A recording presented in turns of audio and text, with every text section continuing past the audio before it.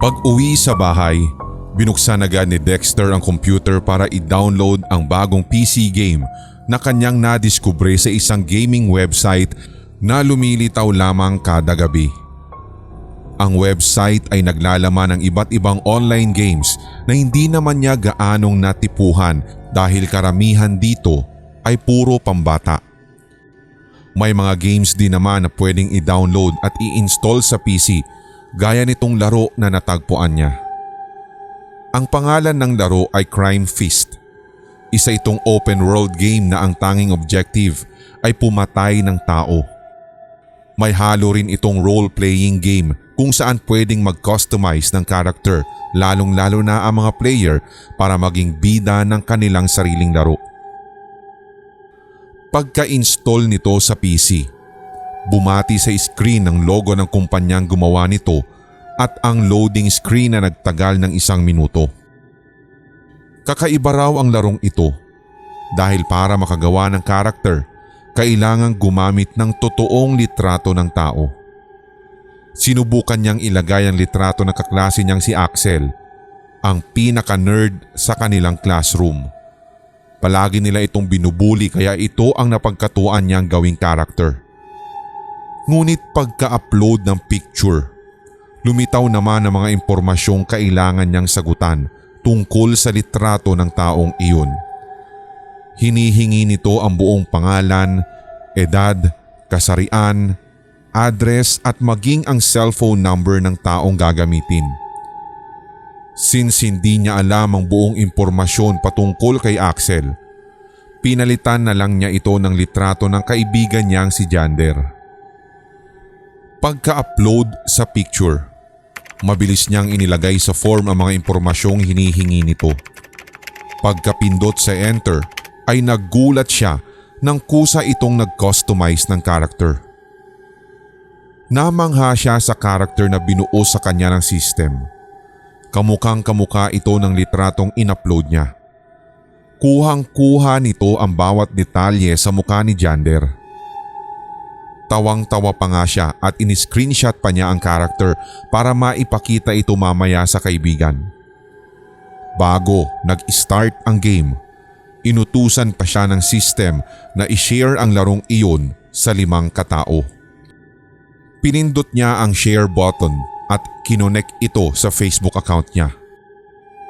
Otomatikong pinadala ng system sa inbox ng mga FB friends niya ang link ng laro na may kasama pang invitation letter. Oras na naman na.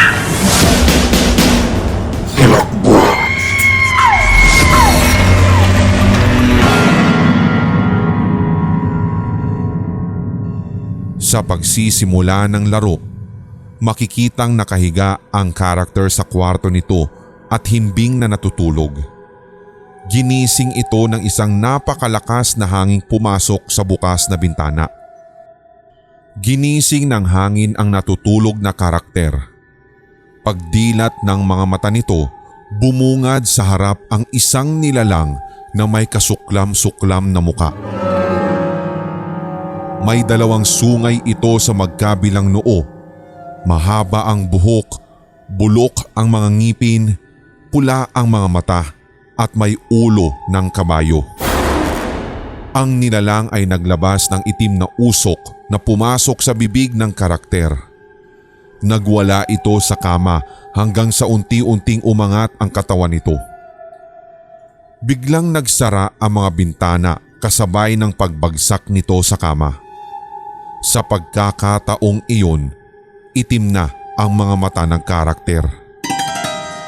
Bumangon ito sa kinahihigaan at kumuha ng malalaking patalim sa kusina.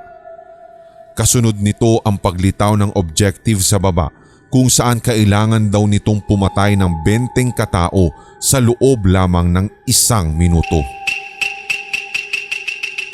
Nagloading ang screen at pagbalik nito, nasa labas na ng bahay ang karakter kung saan may mga taong nagdadaan sa paligid. Ginalaw ni Dexter ang controls ng laro sa keyboard hanggang sa maglakad ang karakter sa screen. Isang babaeng dumaraan ang hinarang niya at walang ano-ano'y sinaksak sa dibdib. Nagsitakbuhan agad ang mga tao pagkatapos ng eksenang iyon.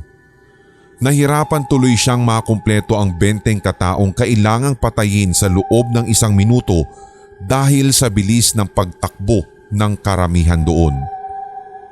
Sa tuwing makakapatay siya, agad nagtatakbuhan ng mga tao sa paligid. Halos pagpawisan na ang mga kamay niya sa kakahabol sa mga ito. Natapos ang 1 minuto ay 5 katao lamang ang napatay niya. Lumitaw ang game over sa screen at muli siyang ibinalik sa simula. Sa pagkakataong iyon ay nag-isip siya ng strategy para magawa ang objective. Naglakad-lakad muna siya sa paligid at naghanap ng mataong lugar. Mag-uumpisa lang ang timer kapag nakapatay na siya ng 1 tao. Hanggang sa masumpungan nito ang 1 mall at pinasok niya yun. Doon ay dagsa ang mga tao sa paligid. Dikit-dikit sila. Kahit saan siya lumingon ay punong-puno ng tao. Doon niya inilabas ang weapon ng karakter at sunod-sunod na sinaksak ang mga taong nagkukumpulan sa paligid. Nakumpleto niya ang 20 kills sa loob ng 1 minuto. Dinala siya nito sa 2nd level ng laro kung saan nakatanggap siya ng bagong weapon bilang reward. 1 baril ang weapon na nakuha niya. Ang sumunod na objectives ay kailangan daw niyang makapatay ng 50 katao sa loob naman ng 2 minuto. Muli siyang naglakad-lakad at naghanap ng ibang lugar na maraming tao hanggang sa makarating siya sa isang palengke kung saan kumpulan din ang mga taong namimili at nagtitinda sa paligid. Sunod-sunod niyang pinaputukan ng baril ang mga ito. Medyo nahihirapan pa siya dahil sa bilis ng pagtakbo ng mga iyon. Halos nalagas agad ang tao sa palengkeng iyon.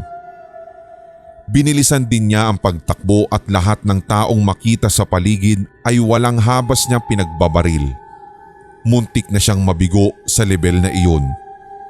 Mabuti na lang at nakumpleto pa niya ang 50 kills sa last 3 seconds ng timer sa kanang bahagi ng screen.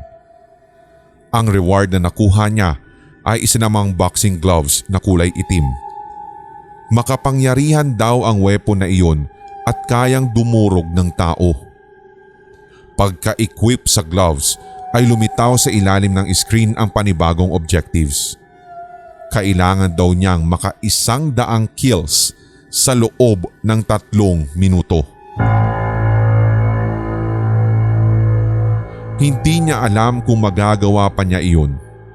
Short range lang kasi ang weapon na nakuha niya at kailangan pa niyang lumapit talaga sa tao para lamang mapaslang ito.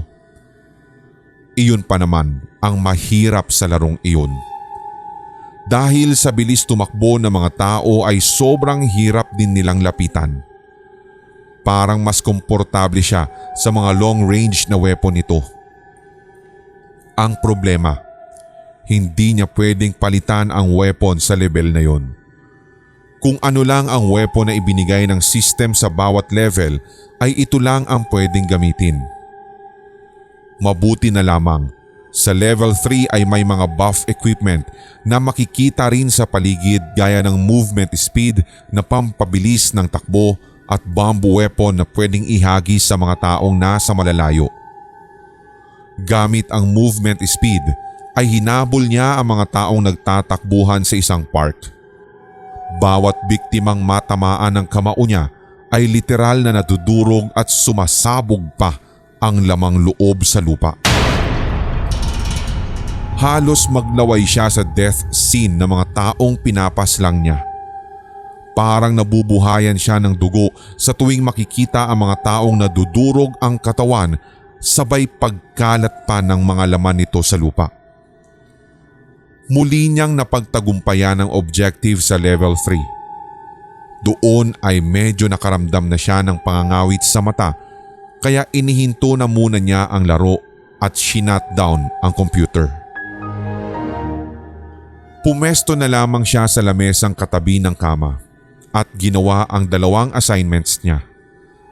Kahit isa siyang hardcore gamer, nagagawa pa rin niyang balansihin ang kanyang oras para sa ibang bagay at kabilang na dito ang pag-aaral at ang mga takdang aralin. Pagpatak naman ng gabi ay tinulungan niya ang ina sa mga gawain sa kusina. Siya na ang naghugas ng pinagkainan at naglinis ng lababo. Siya na rin ang nagtapon ng basura sa labas. Medyo masakit pa rin ang ulo at mata niya dahil sa kanyang nilaro kanina. Masyado yatang mataas ang graphics ng larong iyon kaya hindi kinaya ng mata niyang halos araw-araw nakababad sa gadget. Itinulog na lamang muna niya ang gabing iyon. Kultura na niya ang maglaro ng Mobile Legends, Call of Duty at Genshin Impact tuwing gabi, pero hindi na talaga kaya ng kanyang mga mata.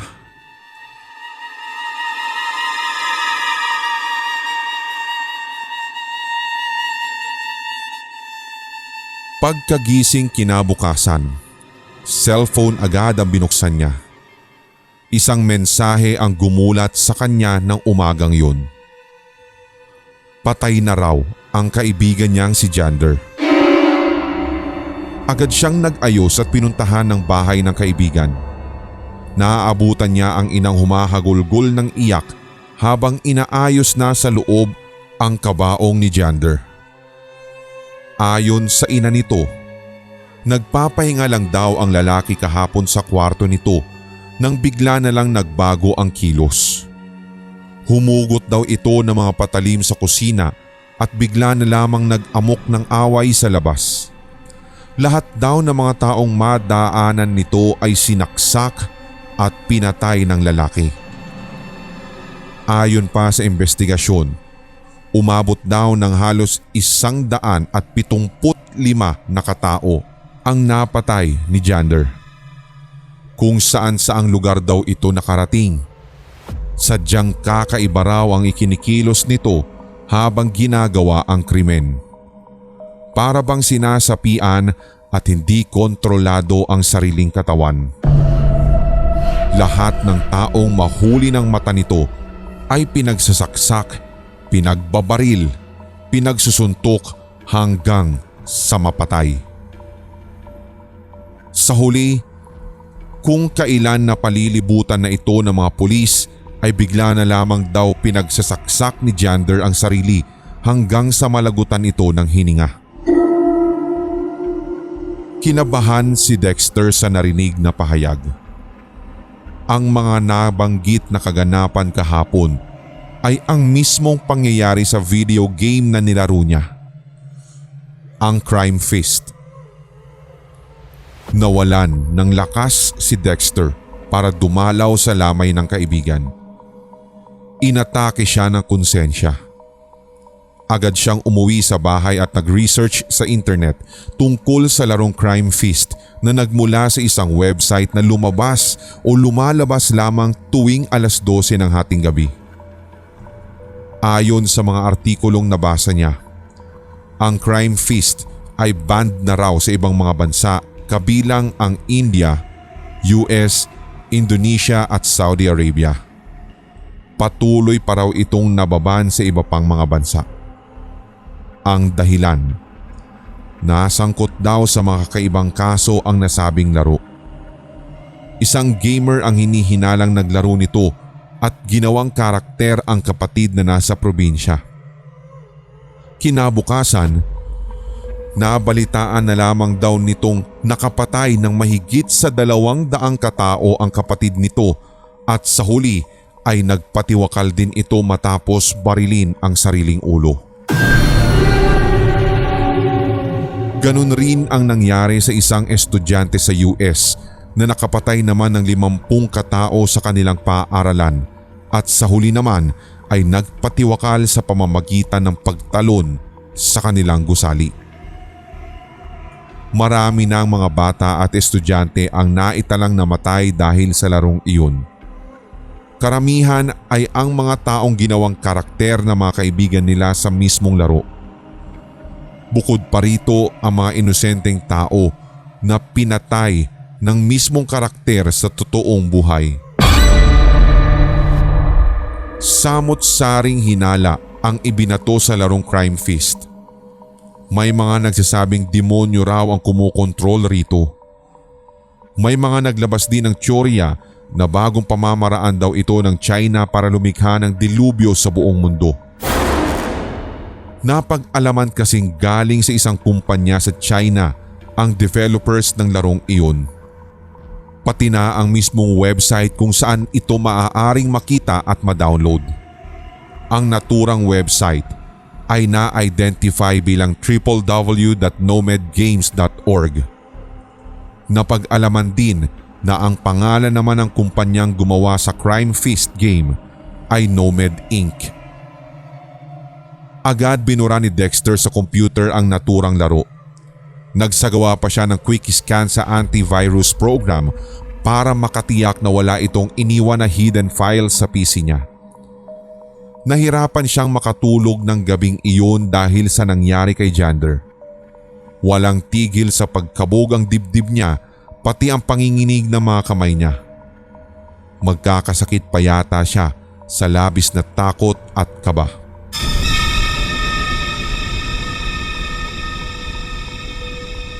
Kinabukasan, naalimpungatan si Dexter sa malamig na hanging bumabalot sa kanyang katawan.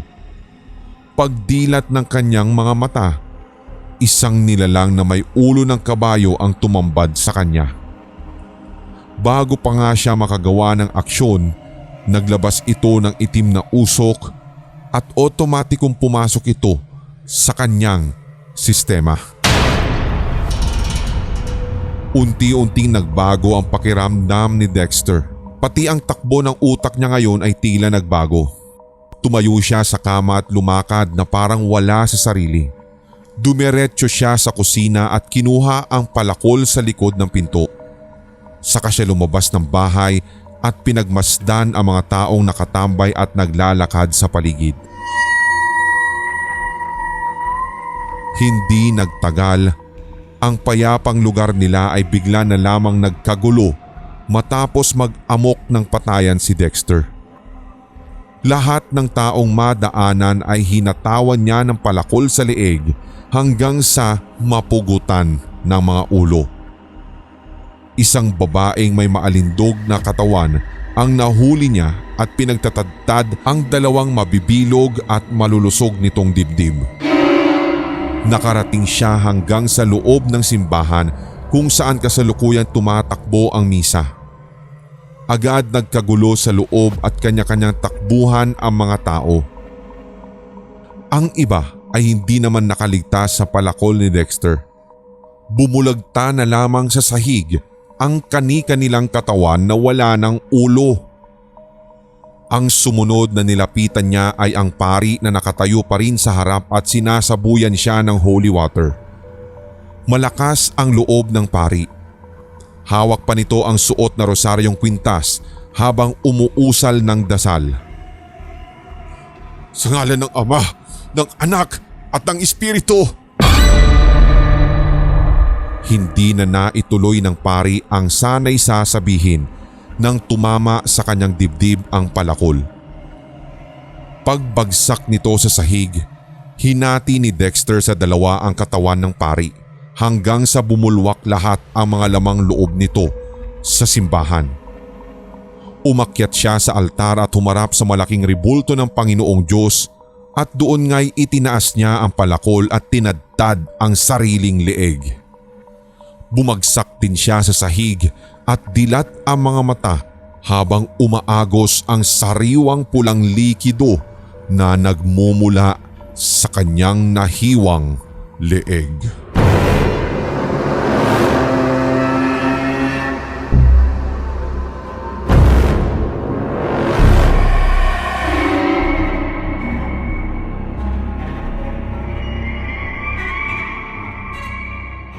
Samantala, sa isang kwarto ay tuwang-tuwa ang isang binatilyo habang nilalaro ang video game na ipinadala sa kanya kahapon ng kaibigang si Dexter.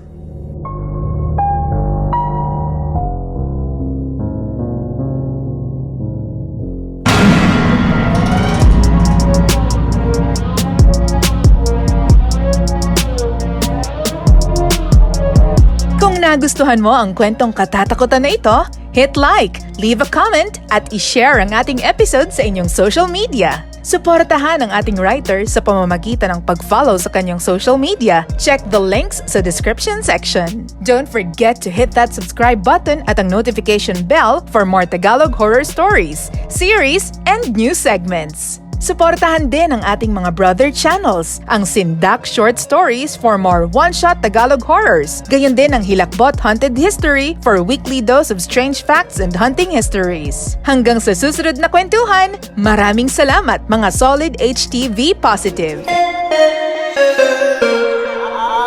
Mga Solid HTV Positive, ako po si Red at inaanyayahan ko po kayo na suportahan ng ating bunsong channel, ang Pulang Likido Animated Horror Stories. Subscribe na or else. Ngayong taon, tuloy-tuloy ang ating kwentuhan at unli takutan dito sa Hilakbot Pinoy Horror Stories Radio. Your first 24/7 non-stop Tagalog horror stories Sa YouTube.